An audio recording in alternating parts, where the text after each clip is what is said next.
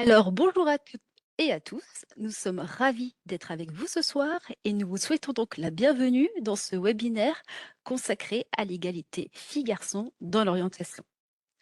Je me présente, je m'appelle Andrea Rocha et je suis chargée de mission à la mission Proche Orientation, qui est le dispositif régional des Hauts-de-France sur l'information métier et formation. Et je ne suis pas seule parce que je suis donc accompagnée de ma collègue Virginie Rigol. Bonjour, bonsoir à tous.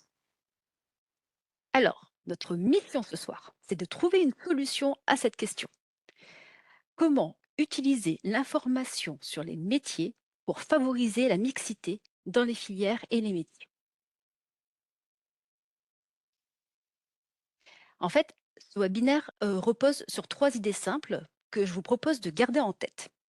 Le message numéro un: les stéréotypes façonnent l'orientation avant même le choix. Message numéro 2: l'infométier n'est jamais neutre.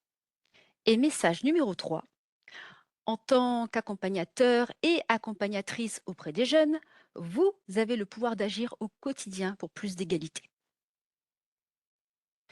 Alors voici les statistiques actuelles qui justifient l'existence de ce webinaire. La version 2026 du dernier rapport de la DEP, qui est donc la direction de l'évaluation de la prospective et de la performance, et qui s'intitule Filles et garçons sur le chemin de l'égalité, montre que de nombreuses filières sont encore très peu mixtes. C'est-à-dire que la représentation des filles ou des garçons dans un groupe n'atteint pas les 30% d'effectifs. En fait, en gros, dans l'enseignement sup, comme depuis de très nombreuses années maintenant, les filles intègrent surtout les filières littéraires à environ 85%, et les garçons choisissent les études d'ingénieur à environ 70%. Et forcément, on retrouve aussi cette répartition dans les métiers. Certains se féminisent beaucoup et d'autres restent très masculins. D'ailleurs, la DARES, qui est la Direction de l'animation, de la recherche, des études et des statistiques, montre qu'en France, 8 métiers sur 10 restent encore fortement genrés. Et donc forcément, les femmes représentent que 20 à 25% des ingénieurs en France, alors même que le pays manque de talents dans ces secteurs. Donc on parle à la fois d'un enjeu d'égalité, mais aussi d'un enjeu économique. Alors, imaginez un instant que vous soyez dans le film Matrix, que vous connaissez tous, je suppose.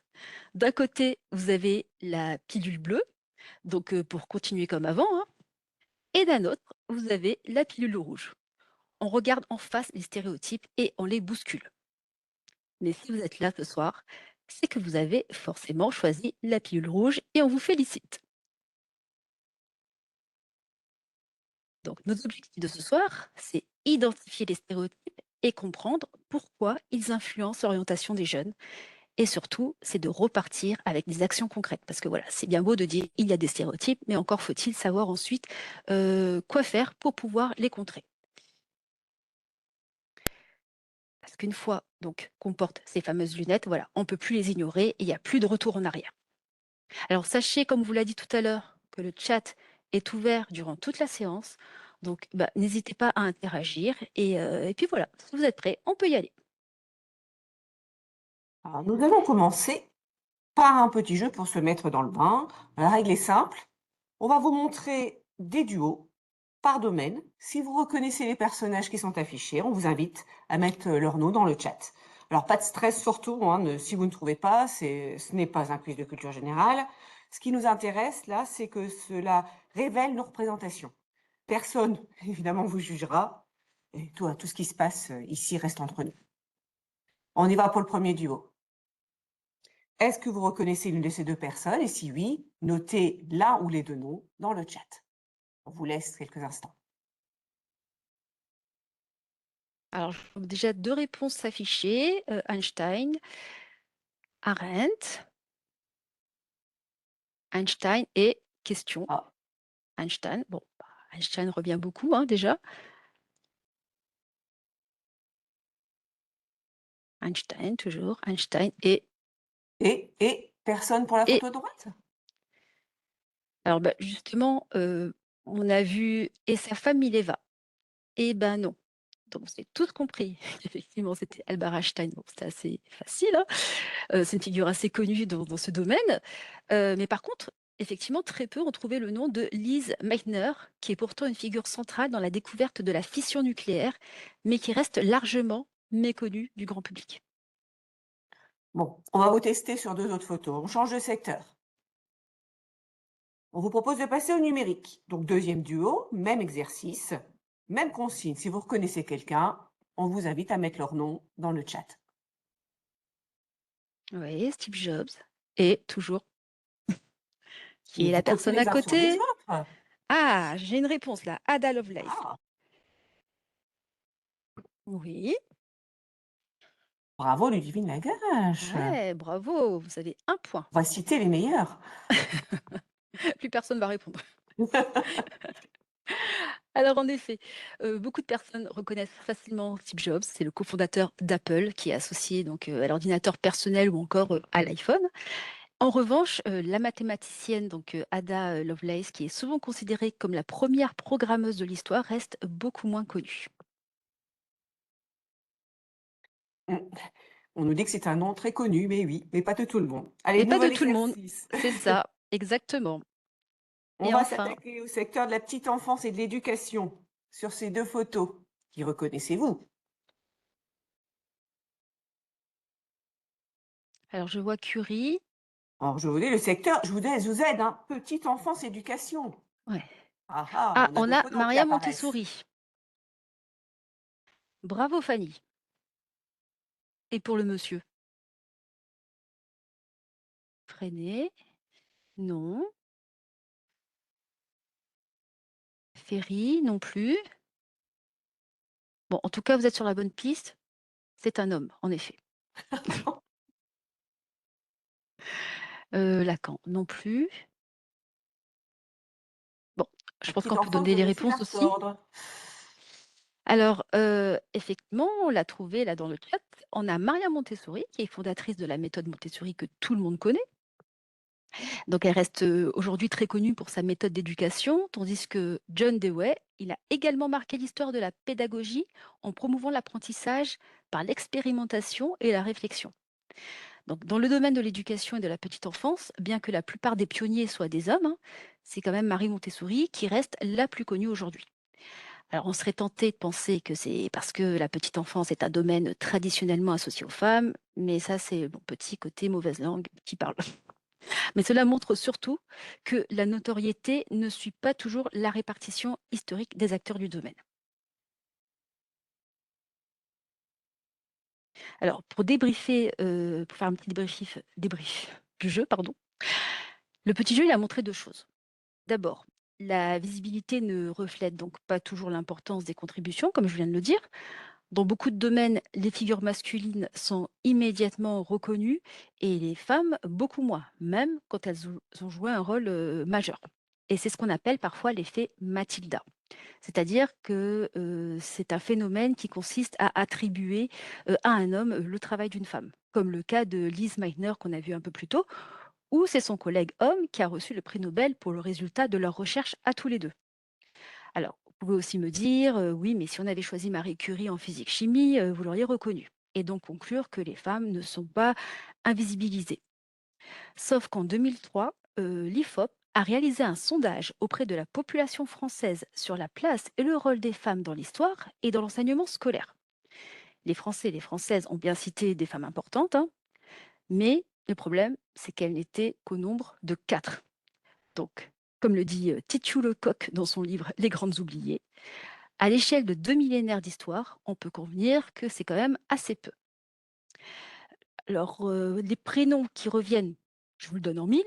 Les noms cités sont Simone Veil à 48 Jeanne d'Arc à 41 Marie Curie à 24 et Marie-Antoinette à 18 En fait, c'est ce qu'on appelle le syndrome de l'exception. On cite quelques femmes célèbres pour donner l'impression que les femmes sont bien représentées dans l'histoire, alors qu'en réalité, leur visibilité reste très limitée. Donc, à force de voir toujours les mêmes visages, notre cerveau associe certains métiers à un genre. On fonctionne par stéréotype, c'est-à-dire des idées toutes faites sur ce qui serait normal pour un homme ou pour une femme. Et d'ailleurs, dans une émission de France Télévisions qui a été diffusée il y a quelques semaines et qui s'appelle «Sommes-nous tous, sexistes?», que je vous invite à revoir en replay, sur internet, on a montré des images de professionnels à des hommes et des femmes. Et en fait, ils devaient deviner leur métier. Donc là, c'est les images que vous voyez à l'écran qui ont été projetées dans cette émission. Un homme en uniforme devant un avion, 8 personnes sur 10 disent que c'est un pilote. Et une femme dans la même posture, donc vous voyez, c'est exactement la même image derrière, la même posture, le même costume, le même sourire. 6 sur 10 disent hôtesse de l'air. Idem au téléphone, un homme est vu comme un manager et une femme est vue comme secrétaire. Donc je vois dans le chat qu'effectivement, certaines personnes ont pu voir cette émission. Donc ce qui ressort de tout ça, c'est que les métiers de pouvoir sont spontanément masculins, tandis que les métiers de soutien plutôt féminins. Mais le problème, c'est que voilà, c'est pas anecdotique en fait. C'est que ces images, elles influencent les trajectoires.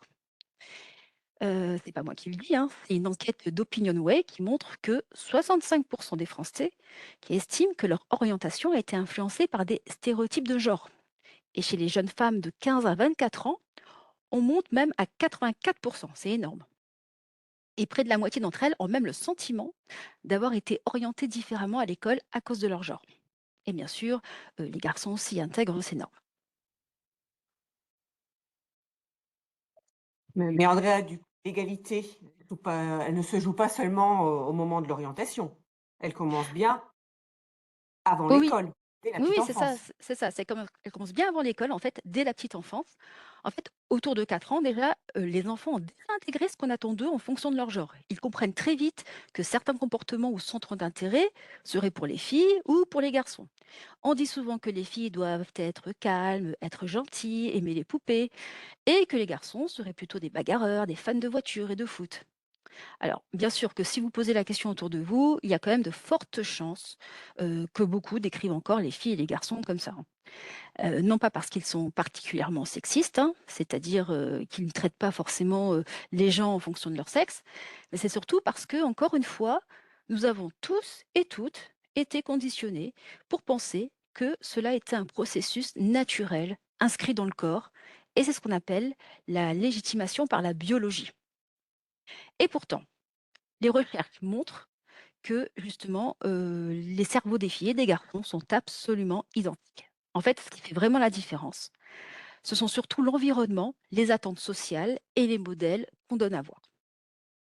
Donc la question qu'on peut se poser, c'est: est-ce que l'école est un lieu où ces stéréotypes peuvent être renforcés ou déconstruits? Oui, une petite chose également, le genre n'est forcément, c'est pas le seul facteur, hein, qui pèse sur l'orientation. Le milieu social, joue aussi un rôle énorme, le fait de venir, de la ville ou de la campagne. En fait, l'orientation, c'est multifactoriel. Mais comme on l'a vu, en fait, la question du genre reste quand même un axe majeur des choix d'orientation. Mais alors maintenant, Andrea, est-ce qu'on pourrait regarder comment l'infométier, que nous utilisons donc, en classe, hein, elle doit renforcer ces représentations ou les bousculer? Mmh. Et ça tombe bien, Virginie. En fait, on a souvent l'impression que l'informatique sur les métiers ou les formations est neutre. Que ce soit des fiches métiers, des brochures d'orientation, des sites d'orientation, des vidéos, voire même, l'intervention d'ambassadeurs, en classe. Mais en réalité donc, rien n'est neutre. Chaque support raconte une histoire, forcément. Quand vous utilisez un support, en fait, il faudrait avoir cette grille toujours en tête et vous poser ces 3 questions simples. 1, qui est visible? Qui voit-on en fait, sur les supports? Qui parle? Et troisième question, à qui ce métier semble-t-il s'adresser? Parce que si le numérique est presque toujours illustré, par des garçons derrière des écrans et la petite enfance, par des femmes avec des enfants, et ben, forcément, on va installer petit à petit l'idée qu'il existe effectivement des métiers de garçons et des métiers de filles, même sans jamais prononcer ces mots. D'ailleurs, il faut savoir qu'un jeune sur 5 a déjà entendu parler de métier d'homme et de métier de femme. Donc on va faire encore un petit jeu. Hop, je vous montre 2 exemples de fiches métiers à l'écran, tous tirés d'un site d'orientation dont je tairai le nom. Et non, c'est pas Proche Orientation. Et à partir de ces fiches métiers, vous allez me dire si vous voyez des éléments qui peuvent, sans le vouloir, renforcer des stéréotypes. Je vous laisse quelques secondes dans le chat.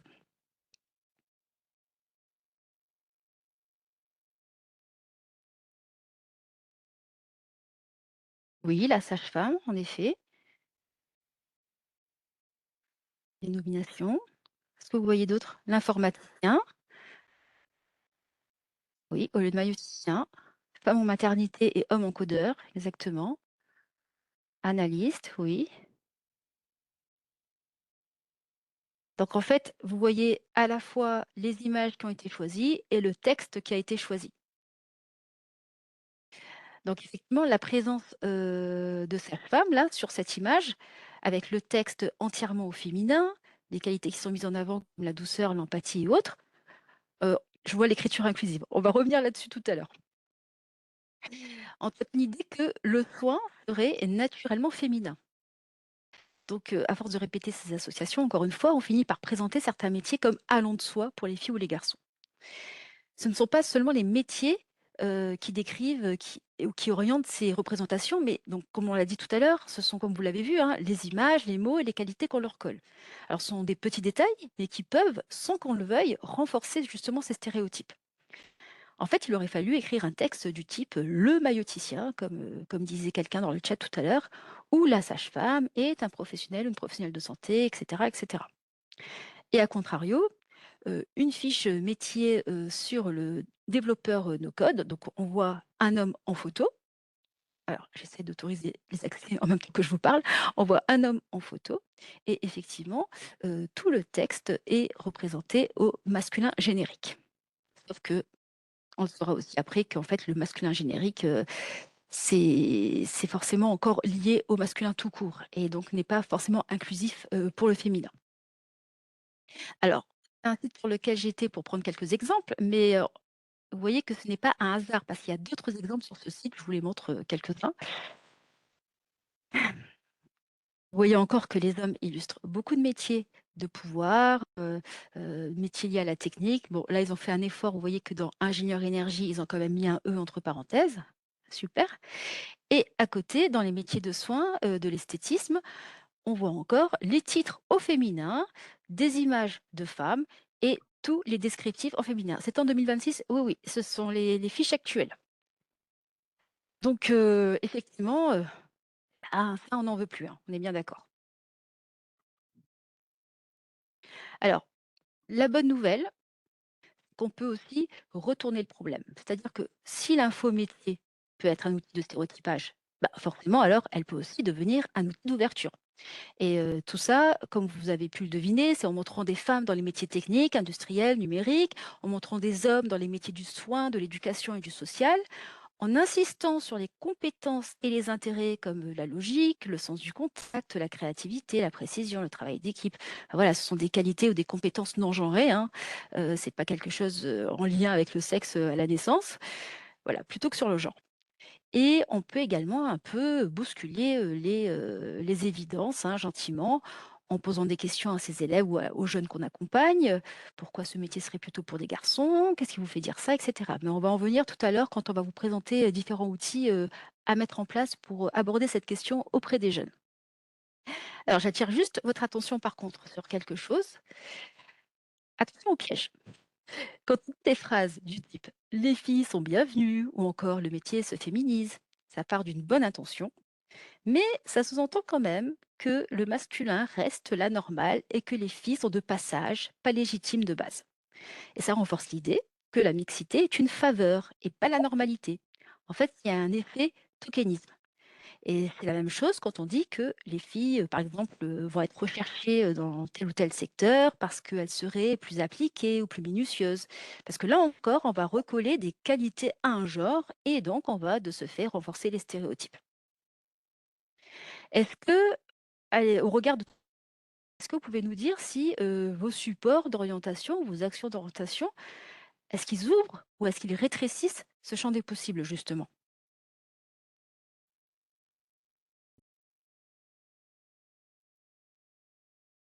Non, peut-être ou alors peut-être qu'on ne se rend pas compte, hein, aussi, hein. C'est surtout là la question, hein. Bah, je pense qu'on peut passer On va vous aux proposer, activités. ouais, Ouais. des activités concrètes. Alors, on va vous proposer même, 3 activités ou ressources que vous pourrez utiliser dès lundi, avec vos classes, par exemple. La première activité qu'on vous propose, c'est très simple, ça s'intitule «Portrait sans visage». Alors, comment faire? Vous pouvez préparer des descriptions de métiers ou de parcours réels. Prenez par exemple une technicienne de maintenance industrielle, un infirmier en hôpital, une développeuse informatique, un éducateur de jeunes enfants. Alors, vous avez compris, hein, l'intérêt, c'est de proposer des hommes et des femmes dans une filière mixte. Une fois que vous avez choisi ces descriptions de métiers, vous enlevez tout ce qui révèle le genre. On enlève les prénoms, les pronoms, il, elle, hein, la photo évidemment. Et ensuite, en groupe, on propose aux élèves de répondre à 2 questions. Quelles compétences, qualités ou centres d'intérêt ressortent de ces portraits? D'après vous, est-ce que c'est plutôt un homme ou une femme qui témoigne? Et pourquoi? Après ces questions, vous faites une mise en commun. Vous révélez enfin le genre réel de chaque personne. Et là, en général, c'est là que ça devient intéressant. Alors, on peut se poser la question, leur poser la question, hein, qu'est-ce qui vous fait penser que c'est plutôt un homme ou plutôt une femme? On peut aussi leur poser la question, est-ce qu'on a vraiment besoin d'être un garçon ou une fille pour faire ce métier? Là aussi, ça va permettre de parler des qualités physiques et morales et de dégenrer. Par exemple, on peut dire que les femmes ne peuvent pas porter de charges lourdes, alors que les aides-soignantes, ah oui, hein, comme souvent c'est féminin, manipulent des corps tous les jours. D'autres questions, qu'est-ce que ça peut changer de découvrir ces métiers qui sont exercés par des femmes et par des hommes? En fait, c'est intéressant de mener les élèves à ce type de réflexion. Ce type d'activité, donc de portrait sans visage, ça permet de travailler l'orientation par les compétences et les intérêts. Et du coup, ça permet aussi de mettre à jour les stéréotypes sans pointer du doigt un élève en particulier. Donc cette activité, elle vous permet de court-circuiter les automatismes mentaux avant qu'ils ne collent une étiquette de genre sur un métier. On passe à la deuxième activité qu'on vous propose. En deuxième activité, qu'on a appelé le panthéon local des métiers, là, l'idée, elle est d'aller chercher des modèles dans l'entourage des élèves. Donc là, vous pourriez demander à vos élèves d'identifier, donc dans leur famille, leur quartier, leur club, leur association, hein, une personne qui exerce un métier pas entendu pour son sexe, hein, donc pas entendu pour son sexe. Donc par exemple, un homme auxiliaire de puériculture, une femme saudeuse, une femme chef de chantier. Ensuite, en classe, ils pourraient construire un portrait. Qui est cette personne? Quel est son métier? Comment elle l'a choisi? Quels sont les obstacles qu'elle a pu rencontrer? Ou qu'est-ce qui l'a aidé à tenir? Ensuite, ces portraits, vous pourriez aussi les accrocher dans le couloir, au CDI, sur un mur numérique, sur le NT. Et en fait, avec cette galerie assez affichée, donc cette galerie, elle est de modèles proches des élèves et pas de personnalité connue. Ces visages, du coup, pourraient leur dire, hein, bah, voyez, on peut être un homme dans le soin, on peut être une femme dans la mécanique et le numérique. Et encore une fois, plus on montre de contre-exemples concrets et là, connus par eux, plus on va affaiblir les stéréotypes. C'est ça. Plus on montre de rôle modèle et plus les élèves, garçons comme filles, peuvent se projeter. Alors, je vois justement dans le chat, que ces portraits mystères, il existe une activité, sur l'ONICEP, d'après ce que je vois, le jeu des 12 portraits qui est une fille et qui est un garçon. Effectivement, de toute façon, comme on vous l'a dit, tout à l'heure, on va vous envoyer par mail, justement toutes les ressources, toutes les sources, qui, sont possibles de mettre en place, pour, mener ces actions, auprès de vos jeunes. Donc je pense que l'ONICEP effectivement propose aussi pas mal de choses là-dedans.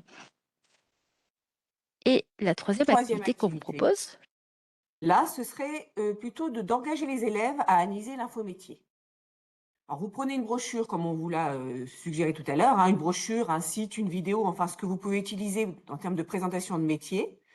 Vous pouvez demander à vos élèves de la regarder, mais avec un autre angle, et de leur dire que voyez-vous? Des hommes, des femmes qui parlent? Quels métiers sont associés à quelle image? Et ensuite, leur poser la question, quel message ça envoie, même sans le dire, aux filles et aux garçons? Dans le prolongement, on pourrait aussi leur demander de réécrire cette fiche métier avec leurs mots. On pourrait leur demander de scénariser une vidéo en leur demandant de chercher à rendre une représentation plus mixte, plus inclusive. Là, on va passer finalement de recevoir l'info à la fabriquer. et bah, ça va changer en principe totalement la posture des élèves. On va même peut-être apprendre aux élèves à repérer les messages invisibles que leur cerveau absorbe, en fait, sans s'en rendre compte. En fait, comme nous tous, hein, c'est comme, aussi la fiche, l'exercice de la fiche qu'on vous a montré tout à l'heure, en fait. C'est de vous dire, quels sont d'après vous les petits détails qui, mine de rien, et ben, renforcent les stéréotypes. Donc faire la même chose, la même activité, mais cette fois-ci, avec vos élèves. Est-ce Alors que sur dans ces le tu dit quoi? Excuse-moi Virginie, je t'ai J'allais coupé. dire voilà, j'allais proposer aux participants de partager si éventuellement ils ont expérimenté ce type d'atelier. Alors, on parle les ateliers qu'on vous a évoqués ou d'autres types d'ateliers où on mettrait pas les portraits, hein, où on s'intéresserait aux proches et aux entourages des élèves ou des ateliers participatifs où les élèves ont pu co-construire ou construire. Est-ce que vous Qu'est-ce qui avez a des fonctionné chez vous, en fait, comme, type d'action, type de support, Est-ce que vous pourriez, nous dire, un peu plus là-dessus? Si vous l'avez déjà fait, bien sûr, hein. Alors là, je vois dans le chat: «Bonne idée de réécrire la fiche». Ouais, bah, en effet, oui, ça les met vraiment dans une posture, de personne au mouvement et non pas juste, à lire et à être passif, en regardant les fiches métiers. Ah, j'avais pas vu, mais il y a une question de Nathalie aussi. Peut-on juste dire que les 2 genres sont différents et que la mixité au travail est une richesse, quel que soit le secteur d'activité? Alors oui, Nathalie, effectivement, la mixité, c'est forcément une richesse. Pas que mixité de genre, hein, je dirais mixité de talents, en fait, surtout. C'est des talents qui sont mis à contribution pour apporter des aspects positifs et puis apporter d'autres expériences, tout simplement, en fait, en tant qu'individu. Pas forcément lié au genre, mais en tant qu'individu et par rapport aux expériences que cet individu a eues au regard de son parcours professionnel. Alors, on voit une autre, attends, je le vois pas là. Ah si. Je n'utilise que la plateforme à venir et elle fait attention à présenter chaque métier au féminin et au masculin.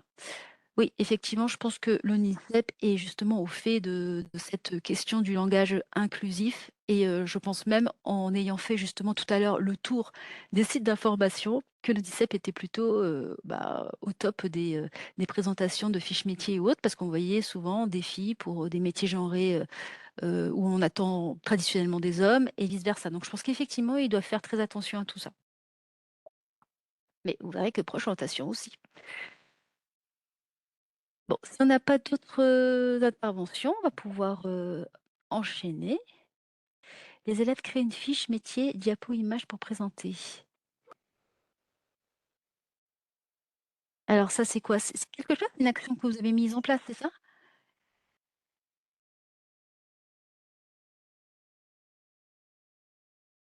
Oui, en quatrième. D'accord. Et ça a bien fonctionné aussi, j'imagine, ils étaient plutôt intéressés par l'exercice?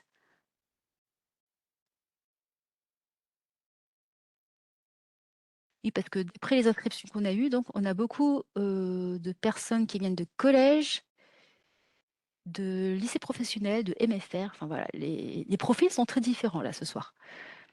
Oui, avec des personnes genre minoritaires dans ce métier. D'accord, bah, très bien. Bah, finalement, ça résume un petit peu tout ce qu'on a présenté, jusqu'à présent, au niveau des ateliers. Et puis ces ateliers, donc on vous les enverra, hein, également avec un lien direct sur le site de Proche Orientation si vous souhaitez les mettre en place du coup, avec vos élèves. On va passer donc à la prochaine diapo. Donc on va revenir aussi sur votre rôle. En fait, la posture, à adopter, en fait, tout au long de l'année et pas uniquement pendant les temps d'information sur les métiers et formations. Parce que voilà, la mixité, c'est quelque chose, qui se travaille tout au long de l'année, comme je l'ai dit au tout début de ce webinaire, donc au quotidien, hein, et non pas uniquement sur, certains temps dédiés, à l'instar, enfin des instants dédiés pendant la semaine, de la journée, pour les droits internationaux des femmes et non pas la journée de la femme comme on entend encore souvent. Donc voilà, ça c'est l'idée, c'est de montrer en fait que l'info métier et formation, la mixité, elle se travaille vraiment tout le temps. Donc en tant qu'enseignant ou accompagnateur de jeunes, ou accompagnatrice de jeunes, vous êtes au cœur de ces moments. Quand un élève vous dit, par exemple, bah, ce métier, il n'est pas fait pour moi, ou encore, je suis la seule fille ou le seul garçon dans ma classe, donc je n'ose pas y aller. Alors l'idée, c'est pas de forcer un choix, forcément, mais l'objectif, Ça va être de leur donner le droit de se projeter là où ils n'osaient même pas imaginer aller parce qu'aucun visage ne leur ressemblait dans ce domaine. Encore une fois, on revient sur cette histoire de personnes qui leur ressemblent et des rôles modèles en fait auxquels ils puissent se comparer un petit peu. Donc, à chaque fois, posez-vous cette question, est-ce que j'encourage les filles de la même façon que les garçons? Il faut savoir que les recherches du CNRS et d'Aix-Marseille montrent que les écarts en mathématiques ne viennent pas d'un manque de capacité des filles, mais d'écarts d'encouragement. C'est-à-dire que, à niveau égal, les garçons entendent plus souvent essaye encore, tu peux y arriver. Et les filles, elles sont davantage félicitées pour leur comportement, mais moins pour leur raisonnement et leur persévérance face à l'erreur. Et s'ajoute à ça en plus la menace du stéréotype. C'est-à-dire que quand un élève connaît un stéréotype sur son groupe, il peut avoir peur de le confirmer. Et cela affecte sa confiance. Une fille en maths ou un garçon dans le soin peuvent se censurer, même s'ils sont tout à fait capables. Et cela fonctionne même si la personne croit ne pas être influencée. Et là, on va revenir au langage, comme on l'a dit tout à l'heure dans le chat.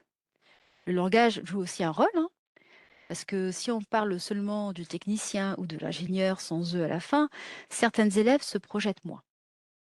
D'ailleurs, le CNRS a publié un article montrant l'importance des tournures de phrases dans l'identification des femmes et des hommes aux métiers cités.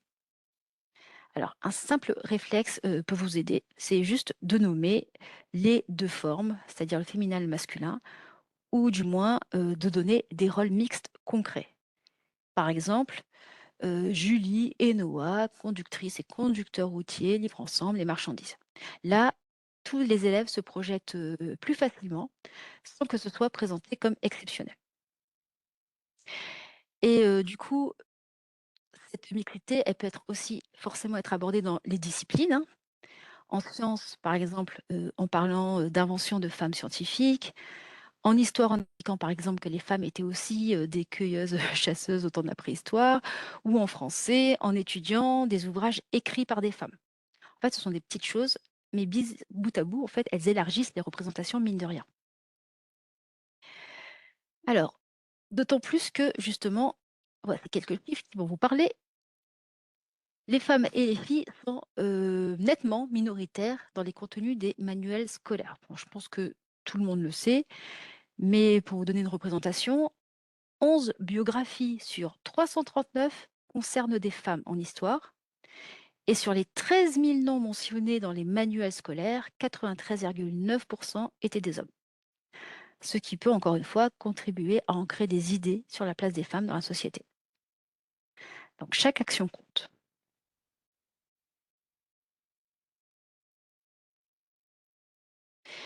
Je vais vous montrer cette image. C'est une image que j'aime bien à chaque fois que je parle de mixité dans les métiers et formations.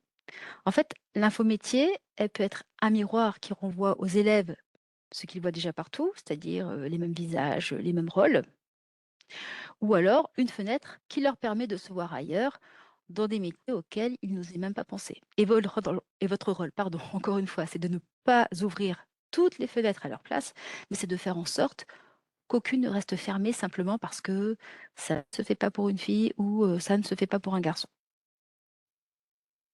Donc en gros, si je devais synthétiser ce webinaire, ça serait en fait de vous dire d'utiliser donc cette grille qu'on a vue un peu plus haut, mais aussi d'adopter ce réflexe simple. À chaque fois que vous montrez une fiche, une vidéo, un témoignage, demandez-vous, est-ce que ce support ouvre le champ des possibles de mes élèves, filles comme garçons? Ou est-ce qu'il le rétrécit sans en avoir l'air? Les élèves ne choisissent pas dans tous les métiers possibles. En fait, ils choisissent dans les métiers qu'ils pensent possibles pour eux. C'est quand même une sacrée nuance. Est-ce que vous avez des choses à dire par rapport à tout ce qu'on vient de dire pour l'instant, des questions ou autres, ou juste des commentaires? On a été très vite finalement, Virginia.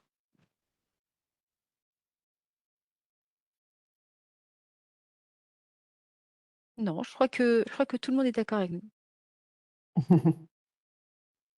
Eh bien, merci Fanny pour ce retour. OK.